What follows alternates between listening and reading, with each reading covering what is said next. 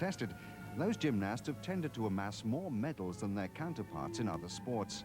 Romania's Nadia Comaneci won 9 medals, including 5 golds. But even she lags behind in the medal stakes. Larisa Latinina has won more medals than any other Olympian.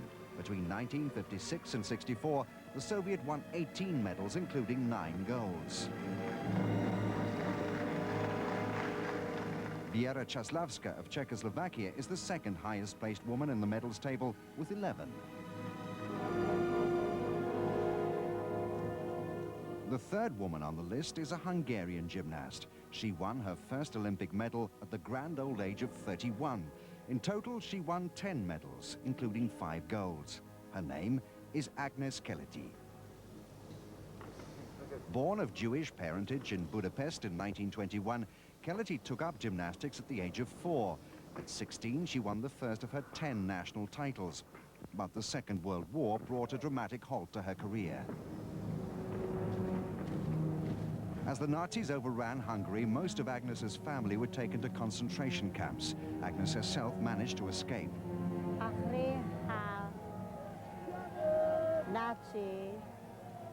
After the Nazis invaded Hungary, I managed to buy the identification papers of a Christian girl.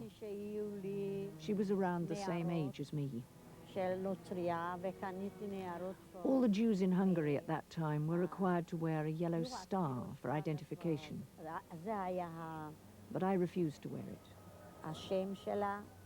With my false papers, I managed to escape into the country. I stayed in a remote village where nobody knew me, and I found work as a maid.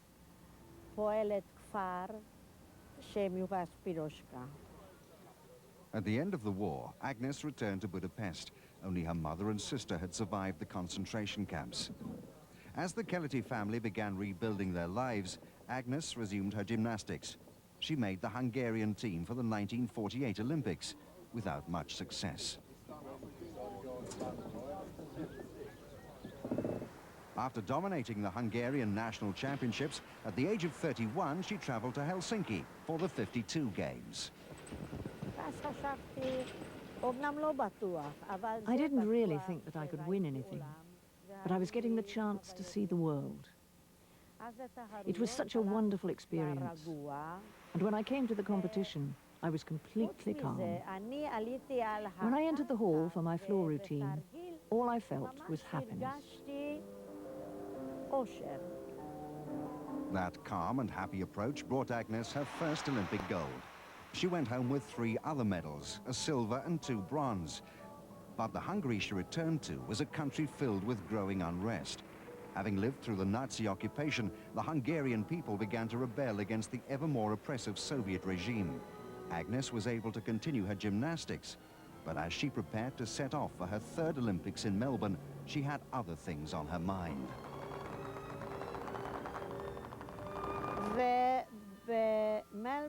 We left Hungary for Melbourne in the middle of the uprising, 2 weeks before the trouble really blew up. And so in Australia, I was much more occupied with worries about the future of my country than how I would do in the competition. Whatever worries were troubling Agnes, they didn't appear to affect her performances. Ironically, she found herself locked in battle with the Soviets throughout, in particular the 21-year-old Larisa Latinina. The by now 35-year-old Keleti beat her young rival to gold in the asymmetric bars.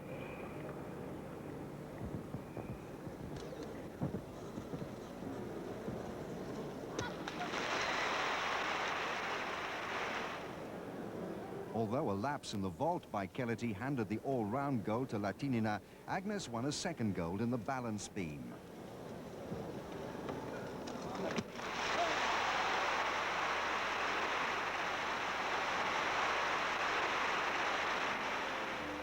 The Soviets won the team combined exercises, but the Hungarians got their revenge in the now discontinued event, the team exercises with portable apparatus.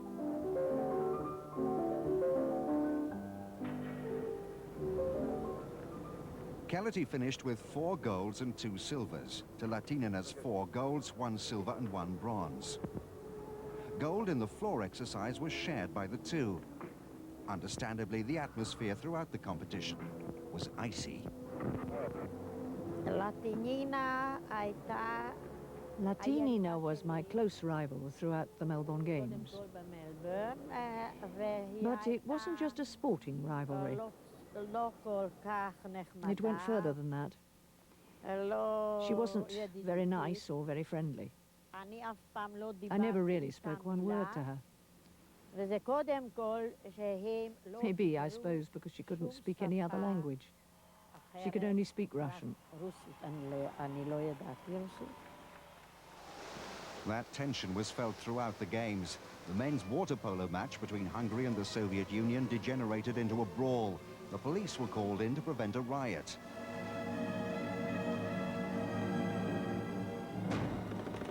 While Keleti and her teammates had been in Melbourne, 200,000 Soviet troops had invaded Hungary to put down the revolt against communist rule.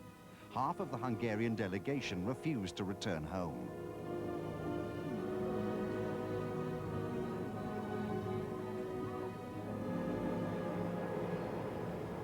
Keleti herself stayed in Australia, managing to get her mother and sister out of Hungary to join her. But she couldn't settle, and after 8 months, she moved to Israel and became an Israeli citizen. Today, she coaches youngsters at the Gymnast club near Tel Aviv. At the age of 74, she's lost none of her enthusiasm for gymnastics. However, one aspect of the modern sport saddens her: the fact that competitors are getting younger and younger. Gymnasts, especially female competitors, are often considered to be too old by the age of 20.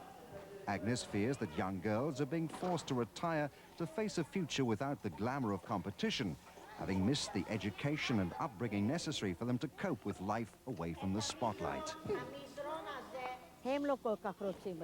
There's no need for this. It's the fault of the trainers who find it easier to cope with younger girls. It's much easier for them. But there's no reason why gymnasts can't continue to progress and compete after the age of 20.